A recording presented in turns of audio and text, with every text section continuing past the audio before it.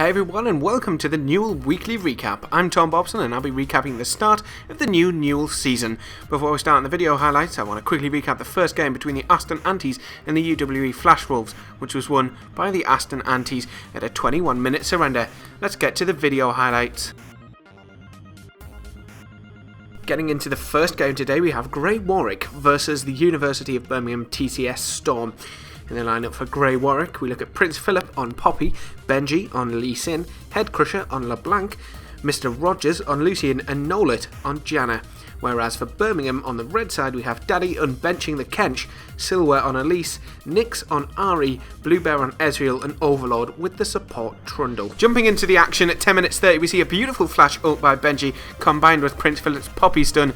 Means Daddy is not going to get on Tam Kench. He's like a fish out of water. We come on to 21-25 for the Dragon. Here for University of Birmingham, Benji coming in from the back. He misses his Sonic Wave, but he decides to ward hop over and beautifully smite that Dragon to steal it away. He misses the flash, but that is #worth. Coming at 27 minutes, we see the very final fight here for Grey Warwick. They just got a turret, and now Mr. Rogers, if you give a look at him in the bottom, there's just an absolute slaughter. He starts to deal so much damage with that Lucian passive. He's slaying all the tanks like Tam Kench, and he goes really ham for the AC. You see Ezreal gets exhausted. He's trying to run away. Arcane Shift, get out, get to the fountain, but it's not enough because that double tap passive is going to take him down and win Grey Warwick the game. Game number 2 sees the LoveBruh Titans go against the cranky Krugs. On the teams today, it's Victorio on Maokai, Super Smash with Skarner, Flaven on Lux, Drifts on Tristana, and Chronix on Alistair. Whereas those cranky Krugs have Private Pain on Trundle, Mountain Ninja on Poppy, Lickitung on Lissandra, Rengo on Lucian, and Filza on Morgana.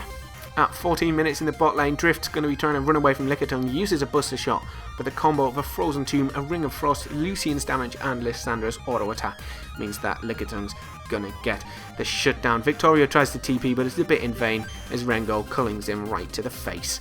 LoveBruh Titans have to settle with the top turret. Action-packed fight 9 minutes later as Trundle gets point-blank Lux ulted to the face. Mountain Ninja's going to come up and try and attack the Lux. A beautiful flash Frozen Tomb there by Lickitung. However, Skarner's going to make sure that Lickitung dies as well as the Lux. There, now two tanks just fighting away in the top lane. Not going to be a lot of damage there, even though Poppy is absolutely destructive. Miscommunication there by knocking Skarner out the range of the Morgana Q, but the Poppy ult is going to go ahead and save it. Victoria's left all on his own in the top lane for Poppy and Morgana to run away. Meanwhile, in the bot lane, Tristana uses a Buster Shot and just misses out on a kill. 26-26 now, and LoveBruh Titans are heavily involved in a Baron. Alistair telling Poppy that she can't milk those. Lissandra's going to come in and Frozen Tomb myself in an attempt to steal it, but it's definitely not enough. The Poppy ult is not going to save them now. This is just an absolute slaughter for LoveBruh Titans. They've got a fresh Baron buff, and now Rengo's going to go down to Victorio's Maokai as well. 26-49, that's a Baron on LoveBruh Titans, and they're going to run ahead and finish the game. Final game in the recap now, the UKC Kittens face up against earlier winners Grey Warwick. For the Kittens, we have Abel Seaman on Darius, Black Spectre on Graves, Super Ollie on Anivia, I'm Kai on Corky, and GM on Brown. Grey Warwick have Prince Philip on Mouth, Benji has decided to go for an Elise, Head Crusher is on LeBlanc again, and Mr. Rogers and Nolet are playing the Lucy and Janna once again. 15 minutes in and already 6 kills up for Grey Warwick. Benji stealing the red buff. Black Spectre's going to try and avenge him, but no way, because Head Crusher just melts him. The Repel looking to save Benji, but it's definitely not enough. He can't survive long enough. Going down, Mr. Rogers and Nolet decide to go for the turret, but that they want blood instead. Brown tries to disengage there with the ultimate, but the AoE heal from the Janna ultimate is just too strong, and combined with the Ignite, Nolet gets the kill on Corky. Looks as if Mr. Rogers is going to die, but a melt from LeBlanc means that there is absolutely no way that Mr. Rogers is in danger.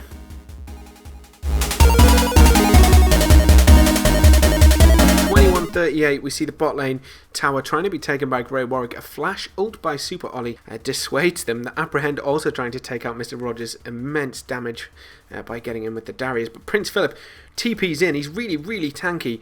And we just see the shutdown on Anivia. He kills that, soaks up all of that beautiful damage from the turret, and Elise is dealing tons of damage. You see Grey Warwick surviving all 4 members. You think Benji's going to die as well, but straight Distortion, Q, and Ignite dissuades the Brown. And then a lovely, lovely shield. I mean, Grey Warwick, get out, get the turret, and survive on very, very little health.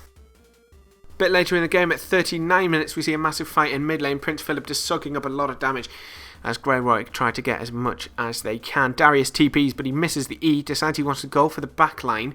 Lucian dealing a lot of damage with Mr. Rogers there.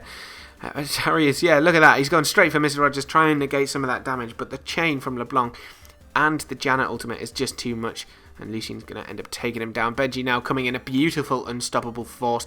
Is going to put Ollie into egg form. Gray's Hex Drinker and Certex Gauge both get popped at the same time. He's trying everything he can to survive, but a flash cocoon and then the head crusher coming in on LeBlanc means that there's no way that he's going to make it out of this one. LeBlanc queuing and then chains. Brown just blocking the chains and ulting, but it's not enough to save Corky.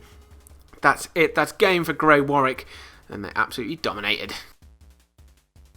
That's it for the weekly recaps of the first games of the NUEL's new season. I hope you've enjoyed them. As always, you can follow us on Facebook, Twitter and Twitch to stay up to date with all things NUEL, and I will see you next week for more weekly recaps.